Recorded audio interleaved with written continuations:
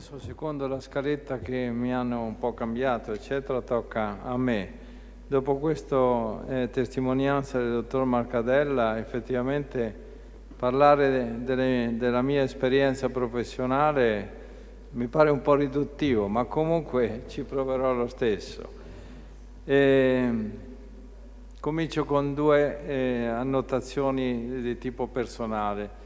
Io ho cominciato a lavorare in azienda, prima a Milano per un paio d'anni, poi nel Veneto e soprattutto qua a Vicenza e provincia, e ho fatto 13 anni di azienda. Mi sono diciamo, dedicato al settore della produzione specificamente, e quindi sono stato accanto alle persone che hanno lavorato, che hanno costruito, che hanno fatto. Quindi questa cultura del fare, magari del migliorare, del far meglio, ogni giorno trovare una soluzione nuova a un problema, eccetera, mi è rimasta un po' dentro, anzi mi è rimasta molto dentro. Tanto che, appunto, quando ho cominciato la mia attività professionale ho pensato che era importante proteggere le innovazioni che venivano fuori dalle aziende, da questa realtà produttiva, e nella maniera migliore. Devo dire che inizialmente ho trovato una certa diffidenza che ancora c'è, però è molto diminuita, e adesso dirò anche perché. La diffidenza consisteva nel fatto: ma se facciamo un brevetto, eccetera, poi basta cambiare una virgola, il famoso cambiare una virgola, e siamo fuori del brevetto, e quindi i nostri concorrenti ci copiano e non possiamo far niente.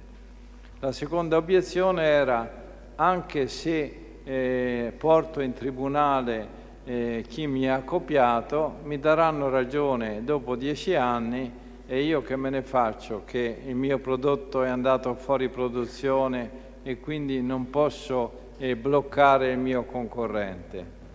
Effettivamente queste due diciamo, obiezioni non erano infondate, tutt'altro. Sul cambiare una virgola, ad esempio, c'era un fondamento di verità, ma derivava da cosa? Dal fatto che il brevetto protegge una certa cosa e non un'altra. Allora era ed è ancora oggi molto importante, anzi soprattutto, sapere partire dall'arte, quello che noi chiamiamo l'arte anteriore, cioè fino adesso hanno fatto così, oggi io propongo di fare diversamente. Ma l'arte anteriore, conosciuta negli anni '80, era quella delle fiere, quella dei cataloghi e dei concorrenti. Non c'era una visione vasta e ampia della materia. A me è capitato, perché? Perché non c'erano i mezzi, perché non c'era internet, che doveva nascere ancora negli anni 92-93, è cominciata a venire fuori internet, ma negli anni 80 non c'era niente. Mi ricordo che un'azienda che voleva approfondire la materia, eccetera, e si andava a Monaco di Baviera, all'ufficio tedesco dei brevetti, si andava sotto nei tunnel delle carte a scoprire, a cercare in francese, in inglese, in tedesco, magari in olandese, ma alla fine poi si guardano i disegni, perché non è che siamo capaci di leggere tutte le lingue. Oggi invece è sostanzialmente cambiato tutto, perché internet dà l'informazione più o meno gratuitamente, direi più che meno, la dà in inglese almeno per quanto riguarda il riassunto, e quindi uno parte da una conoscenza dell'arte anteriore che permette di fare un buon brevetto. Quindi è molto più difficile oggi cambiare una virgola rispetto a ieri, no?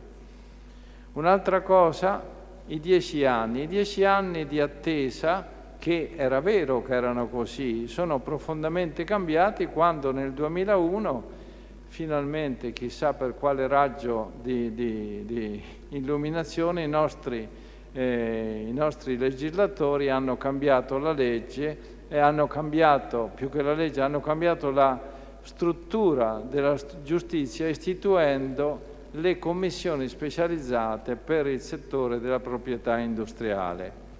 Ci sono solo 12 sedi di corti d'appello in tutta Italia, per cui se c'è un brevetto, un marchio che viene contraffatto, un design, eccetera, si va a litigare non più a Vicenza, non più a Verona, non più a Rovigo, ma solo a Venezia.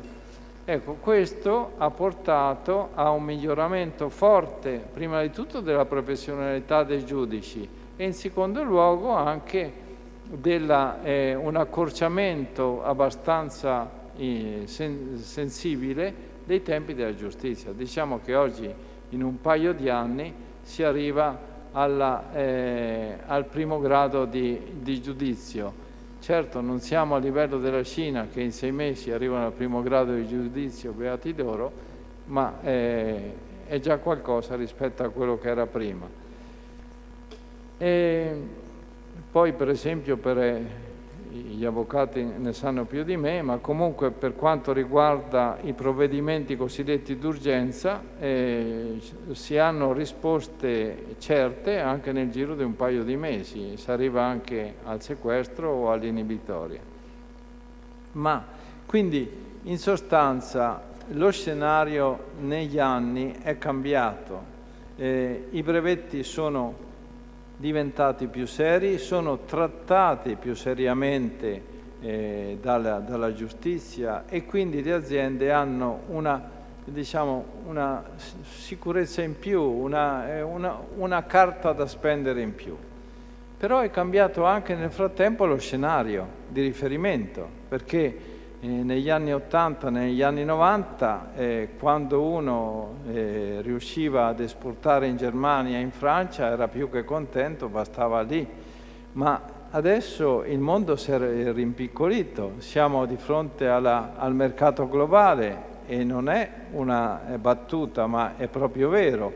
E allora che vuol dire? Che i nostri prodotti possono andare facilmente in Cina, in India o in Corea, ma possono venire altrettanto facilmente copiature da tutte le parti.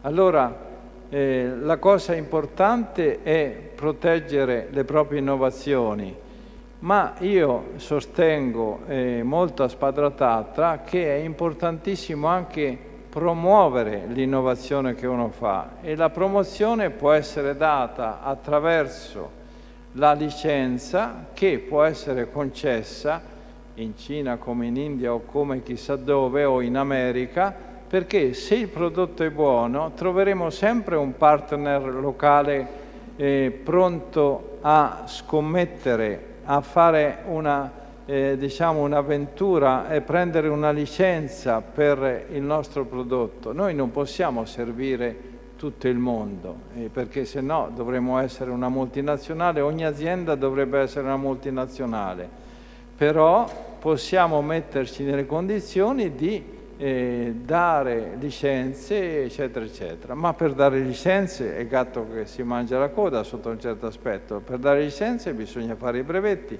ma per fare i brevetti bisogna avere abbastanza disponibilità di denaro, no? E allora cosa succede? Abbiamo promosso e ci siamo affiancati, se vogliamo, alle aziende per promuovere un'azione di promozione dell'innovazione presso gli istituti finanziari che per invogliarli sotto un certo aspetto e tra virgolette a finanziare l'innovazione delle nostre aziende.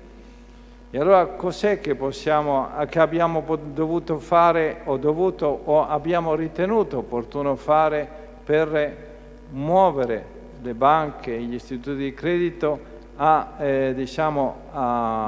supportare l'innovazione e la richiesta di finanziamento? Abbiamo inventato, tra virgolette, insieme all'AISCRIS, che è una associazione aderente a Confindustria, eccetera, quello che noi chiamiamo in gergo diciamo tecnico il cosiddetto rating tecnologico, il quale rating tecnologico lo affianchiamo ai criteri di finanziamento di Basilea 2, cioè, tradotto in termini, se un'azienda,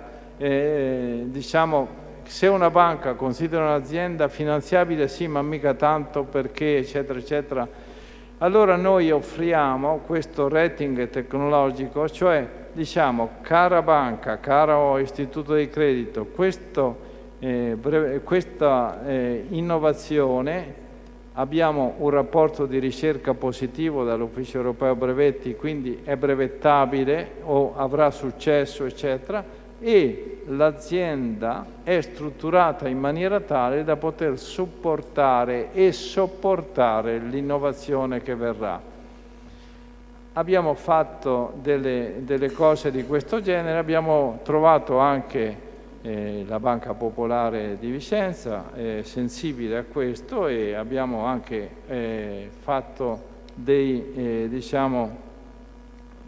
cioè hanno fatto la Banca Popolare dei finanziamenti in questo senso. Quindi perché? Perché è importante, se no ci troviamo di fronte a quello che è successo per un'azienda, dice ma in Giappone costa troppo, non lo possiamo fare. E poi guarda caso sono i giapponesi che hanno chiesto mi piace il tuo puntini puntini eccetera, il tuo dispositivo e vorrei averlo in esclusiva, ma il brevetto non c'era. Allora i giapponesi sono stati molto corretti, hanno pagato il know-how, no, di questa azienda pur di avere questo prodotto.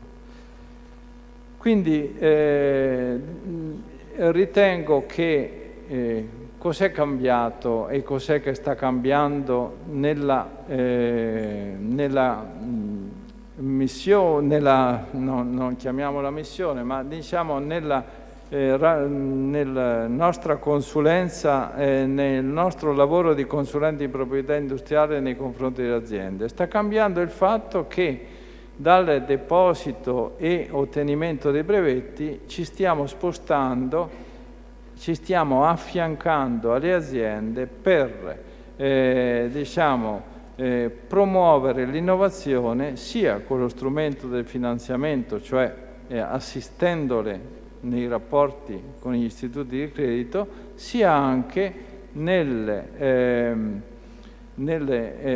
assistere nel licensing, cioè nel perfezionare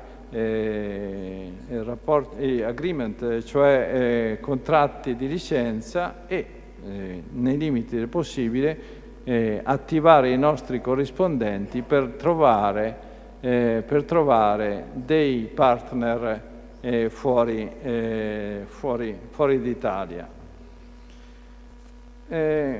Questo è quello che volevo dire e ritengo che possa interessare le persone. Come vedete nulla rimane tale quale negli anni, tutto si muove e ci muoviamo anche noi. Grazie per l'attenzione.